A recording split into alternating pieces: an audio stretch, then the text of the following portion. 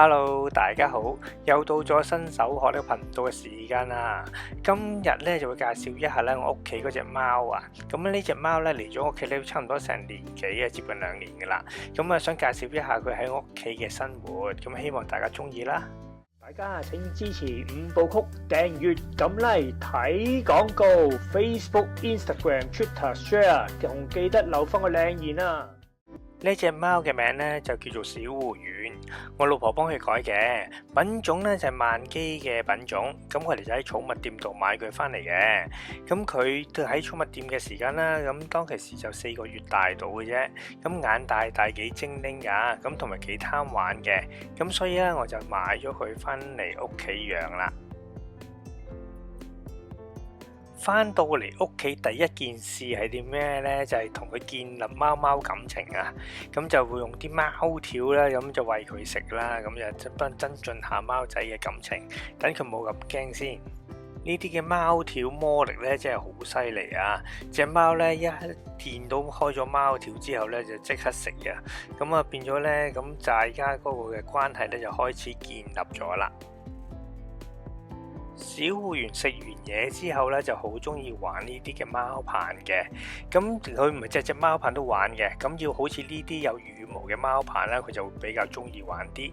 咁啊，啲羽毛咧，佢一見到咧就會咧衝埋去搲噶啦。咁你睇下啲羽毛俾佢搲到甩晒咁滯啊！咁所以呢啲貓棒咧要買定多少少咧俾佢玩嘅。玩完之後咧，佢就中意瞓覺嘅。佢瞓覺個樣咧就好可愛嘅。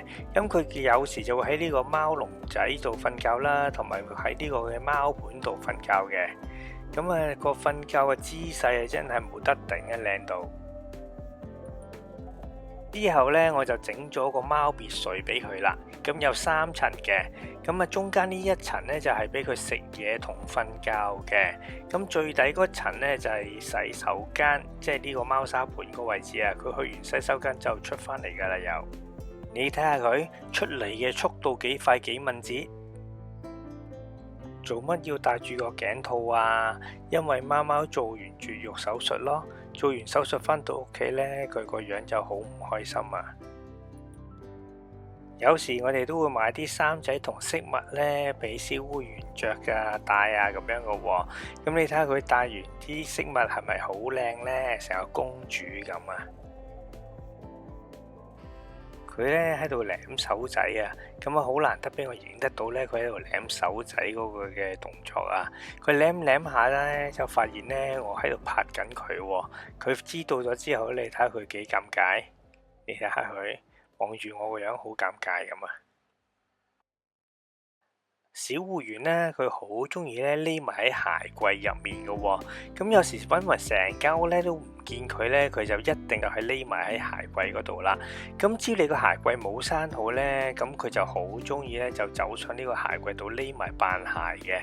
你睇下佢又扮鞋啦，因為冇人發現到佢喎。你睇下佢幾蠱惑。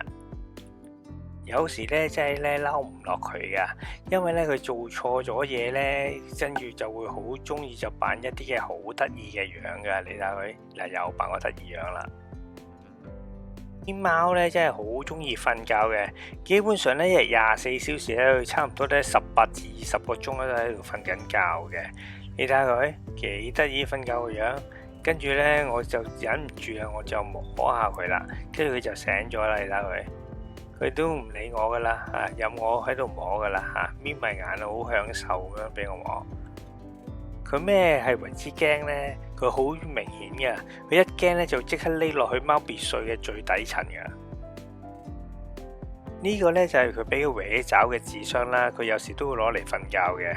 咁呢度地下啦又會瞓啦，咁啊基本上咧佢無處不瞓嘅啲地方啊，咁啊總之有地方就俾佢瞓㗎。嗱呢個位置咧就我老婆個袋啦，佢又會匿咗入去咧呢個袋入面咧，又想瞓覺㗎啦，唉真係無處不瞓㗎佢嚇。過咗年幾之後咧，個樣係點㗎？而家咪好似而家咁嘅樣咯，大大份咁啦，成隻熊咁啊，個樣同細個唔同晒啊！不過而家都得意嘅，佢嘅最大功能咧就係扮得意啊個樣嚇，淨係識得扮得意咯，乜嘢都唔識做。